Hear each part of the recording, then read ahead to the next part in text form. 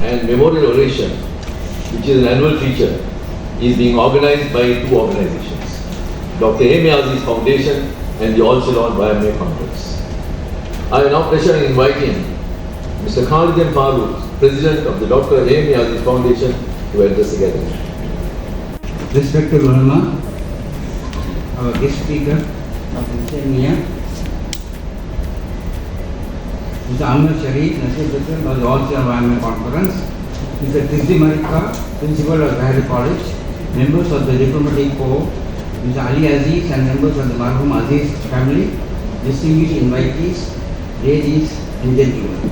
Assalamu alaikum wa rahmatullahi wa barakatuh.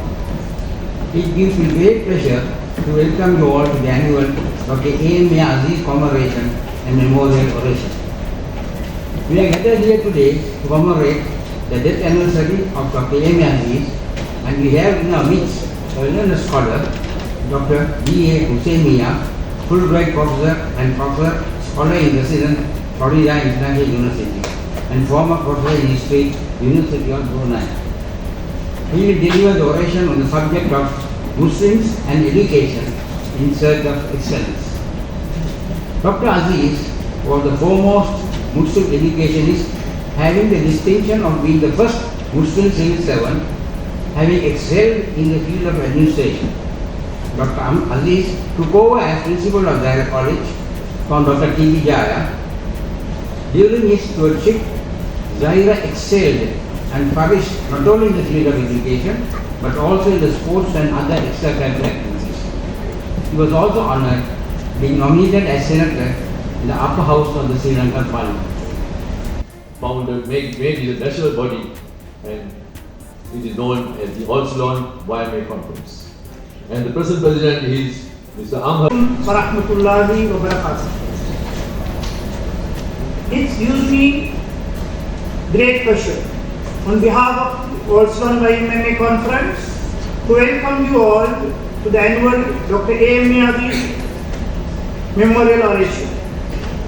Since the sad demise of Marhum A.எம Aziz, the All Ceylon YMA Conference had been commemorating his death anniversary from the year 1975.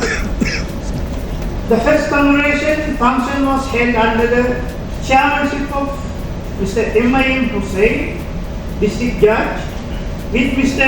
S.M. Kamaldeen as the Secretary.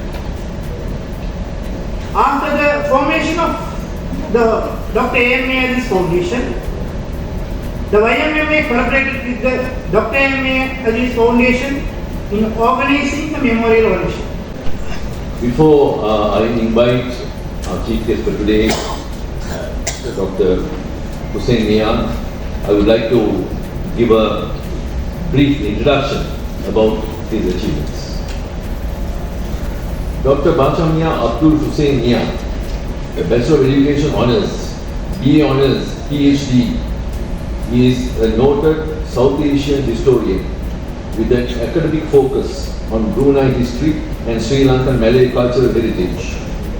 His service in academia spread over 50 years, having retired as a professor in history at University Brunei, Darussalam, 1988 to 2016, and in post-retirement, he served as a visiting lecturer at the Southeastern University of Sri Lanka for 4 years. Final remarks is very critical because, you see, I have been in Brunei Darussalam for so many years, and they spent a lot of money on the university, and they started Islamic university on top of it.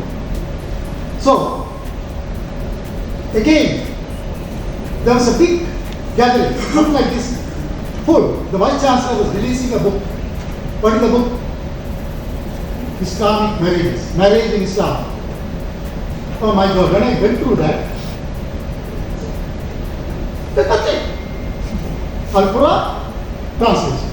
Hadith, translation. Al-Quran, translation. All what you get in about marriage, excavated by a Vice Chancellor.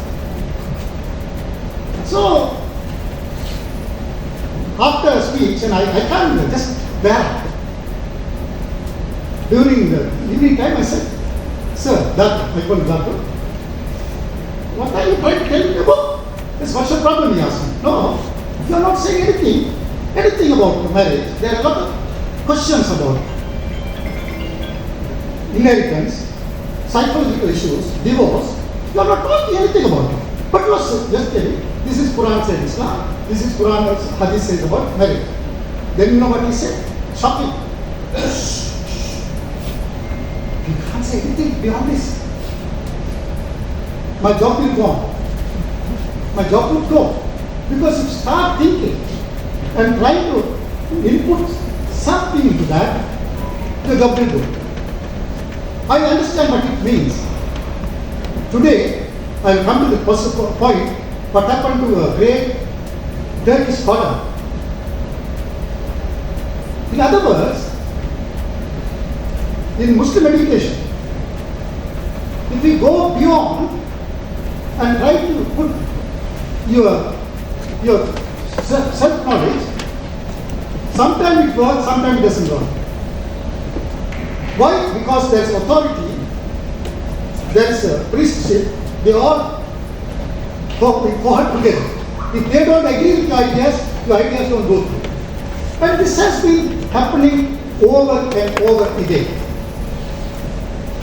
Now, one of the most important questions I've been asking in relation to, if so, why didn't Muslims produce enough Nobel Prize winners?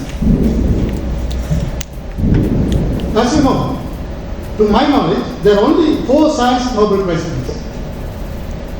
And whereas Israelis, much less, have large number of Nobel Prize winners. Some of this, when I raised this with one of my mullah friends, he said, why you worry about Nobel Prize? This is the white man's prize. You think about Allah's prize. What you will get? If you spend time on Allah, and your Nobel Prize will be much higher. Oh, I just shut my mouth. I thought you indicated. I verbally indicated. And mind you, all these 4 Nobel Prize winners did not study in Arabic countries or something.